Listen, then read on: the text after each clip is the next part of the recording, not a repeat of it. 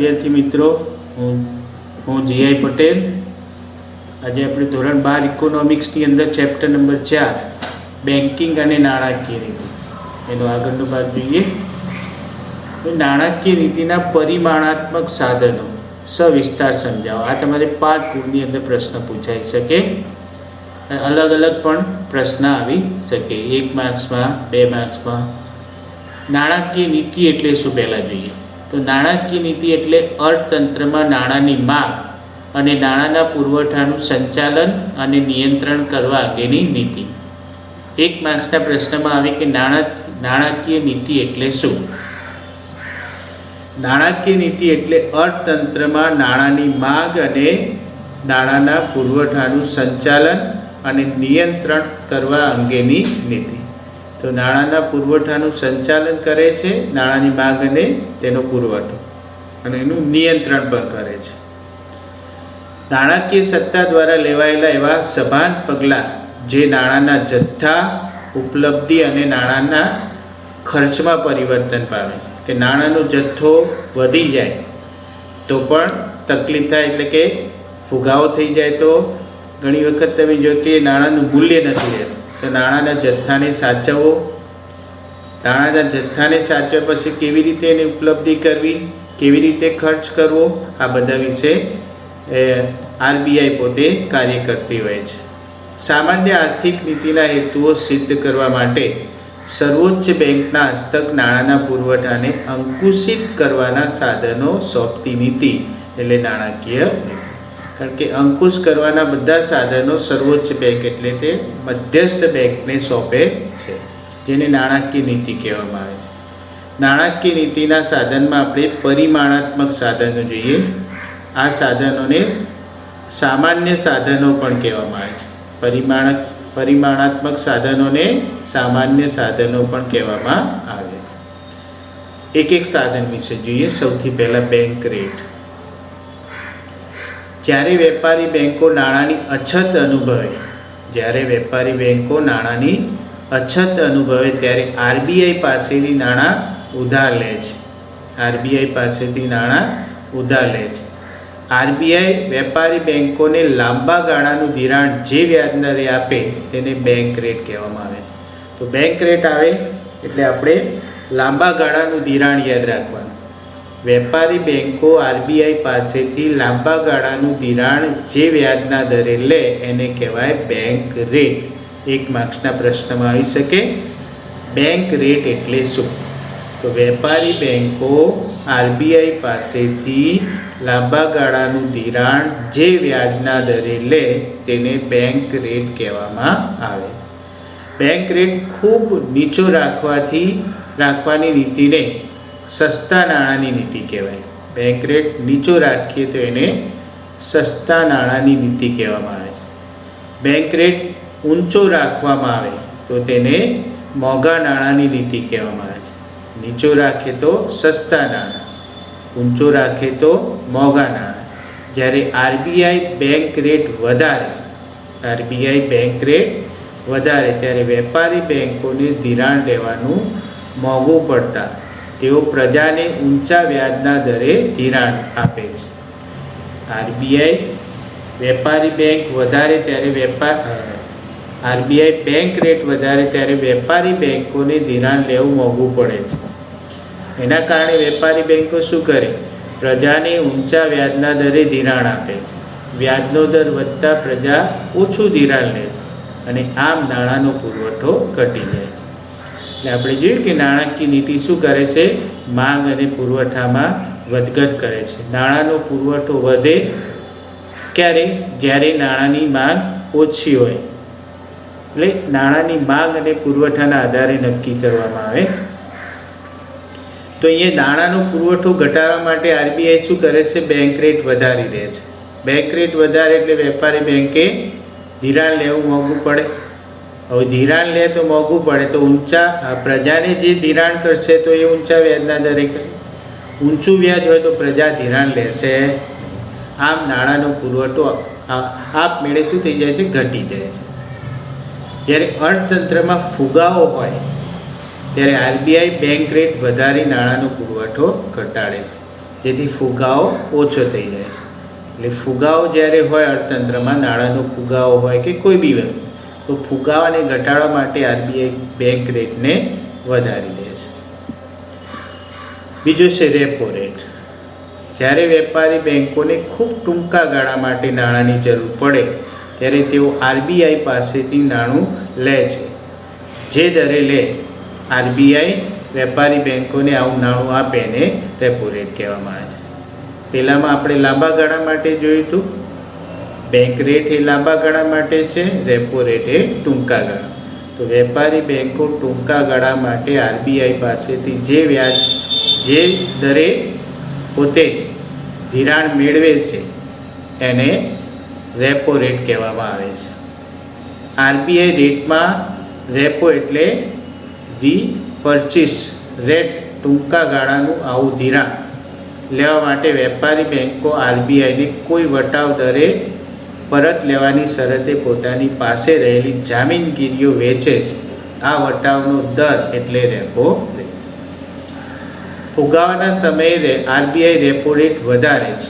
ફુગાવો હોય ત્યારે આરબીઆઈ શું કરે છે? રેપો રેટ વધારી દે છે અને મંદીના સમયે રેપો રેટ ઘટાડી દે છે.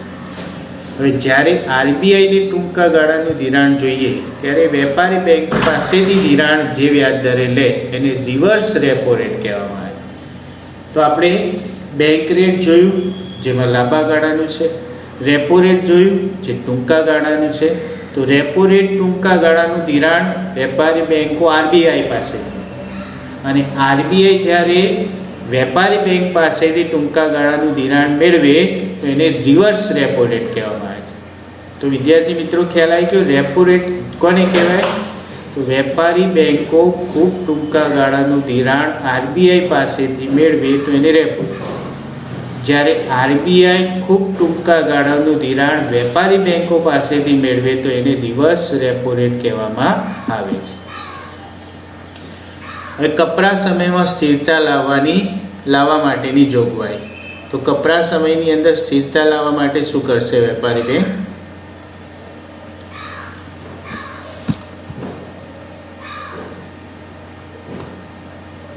નાણાંની કટોકટીના સમયે વેપારી બેંકો આરબીઆઈ પાસેથી સરકારી જામીનગીરીઓ મૂકીને નિર્ધારિત દરે ધિરાણ લે છે. તો વેપારી બેંકો સરકારી જામીનગીરીઓ આરબીઆઈ પાસે મૂકે છે અને એમના પાસેથી ધિરાણ લે છે. આ દર રેપો રેટ કરતાં વધારે હોય છે. આ દર કેવો હોય? રેપો રેટ કરતાં વધારે. 2016માં આ દર 7% હતો. તમારે 1 માર્ક્સની અંદર ખાલી જગ્યામાં પૂછાઈ શકે કે 2016ની અંદર રેપો રેટનો દર ખાલી જગ્યા ટકા હતો અથવા કેટલા ટકા હતો? તો 7%, જેને માર્જિનલ સ્ટેન્ડિંગ ફેસિલિટી કહેવામાં આવે છે. જેને શું કહેવામાં આવે? Marginal standing facility. રોકડ અનામતના પ્રમાણમાં ફેરફાર. તો રોકડ અનામતના પ્રમાણની અંદર ફેરફાર કરી અને જે કપરી પરિસ્થિતિ છે એની અંદર પોતે સ્થિરતા લાવવાનું કામ કરે છે. આરબીઆઈની 1934ની ધારા મુજબ દરેક વેપારી બેંકોએ પોતાની થાપણોના અમુક ટકા જેટલી રકમ આરબીઆઈ પાસે રોકડ અનામત તરીકે રાખવી પડે છે. તો જ કપરા સમયે આરબીઆઈ પોતે એમને મદદ કરી શકે. ચાલુ ખાતાની થાપણોના 5% અને લાંબા ગાળાની થાપણોના 2% જેટલું નક્કી કરેલું છે. ચાલુ ખાતાની થાપણ 5% અને લાંબા ગાળાની થાપણ હોય તો 2% જેટલી જે રોકડ અનામતનું પ્રમાણ રાખવામાં આવ્યું હતું. 1962 પછી કુલ થાપણોને 3થી 15%ની વચ્ચે રાખવાનું નક્કી થયું. આરબીઆઈ જરૂરિયાત મુજબ સીઆરઆર બદલી શકે છે. તો સીઆરઆર આરબીઆઈ જરૂરિયાત, જો નાણાંનો ફુગાવો થયો હોય અથવા નાણાંની અંદર અછત થઈ હોય તો એ પ્રમાણે થાપણોની અંદર જે અનામત રોકડ અનામત પ્રમાણ છે એમાં ફેરફાર કરી શકે છે. તો 3%થી 15% 1962માં નક્કી કર્યું હતું. હવે કાયદા માન્ય પ્રવાહિતાનું પ્રમાણ, જેને આપણે SLR તરીકે ઓળખીશું.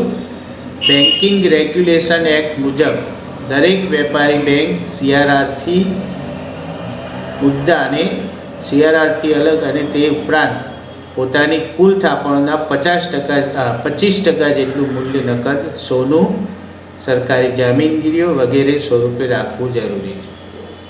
તો સીઆરઆરથી અલગ, સીઆરઆરની અંદર આપણે જોયું કે 3%થી 15% અનામત એમને રોકડ અનામત રાખવાની જોઈએ છે. એ સિવાય પોતાની કુલ થાપણના 25% જેટલી મૂલ્ય નકદ સોનું હોય, સરકારી જામીનગીરી હોય વગેરેના સ્વરૂપે રાખવું જરૂરી છે.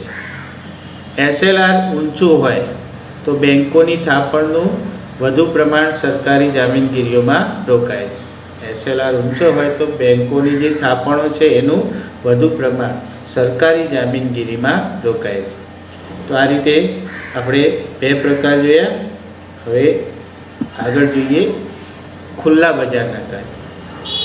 જ્યારે આરબીઆઈ સરકાર પાસેથી જામીનગીરીની ખરીદી કરે છે ત્યારે અર્થતંત્રમાં નાણાંનો પુરવઠો વધે છે. આરબીઆઈ જામીનગીરીઓ ખરીદે સરકાર પાસે તો નાણાંનો પુરવઠો અર્થતંત્રમાં વધે અને ત્યારે ખુલ્લા બજારમાં એ પોતે વેચે છે. ભારતમાં 1991 પહેલાં આ સાધનનો ખાસ ઉપયોગ થયો નહોતો. 1991 પછી આ સાધનનો વધારે પડતો ઉપયોગ થયો છે. સ્ટરીલાઇઝેશનની નીતિ. જ્યારે દેશમાં વધુ પ્રમાણમાં હુંડિયામણ આવે કે દેશની બહાર જાય ત્યારે આરબીઆઈ આ હુંડિયામણના ખાતામાં વધઘટ થતો તેનું સરવૈયું ખોરવાય છે. આરબીઆઈના હુંડિયામણના ખાતામાં વધઘટ થાય એના કારણે સરવૈયું ખોરવાય છે. દેશમાં વધારે પ્રમાણમાં હુંડિયામણ આવે કે દેશની બહાર જાય ત્યારે આરબીઆઈની અંદર જે હુંડિયામણનું ખાતું છે એની અંદર વધઘટ થાય છે. એના કારણે એનું સરવૈયું ખોરવાય છે. આવી પરિસ્થિતિમાં નિયંત્રણ માટે જે સરવૈયું ખોરવાય નહીં અને એના માટે નિયંત્રણ કરવા માટે આરબીઆઈ હુંડિયામણની પુરાત અથવા ખોટ જેટલા હુંડિયામણની પુરાત અથવા ખોટ જેટલા સરકારી જામીનગીરીઓ ખુલ્લા બજારમાંથી ખરીદે કે વેચે જે સરવૈયાની સમતુલા જાળવે છે. ખરીદે અથવા વેચીને સરવૈયાની શું કરશે? સમતુલા. જેથી સમગ્ર નાણાં વ્યવસ્થાની અંદર સમતુલા જળવાઈ રહે છે.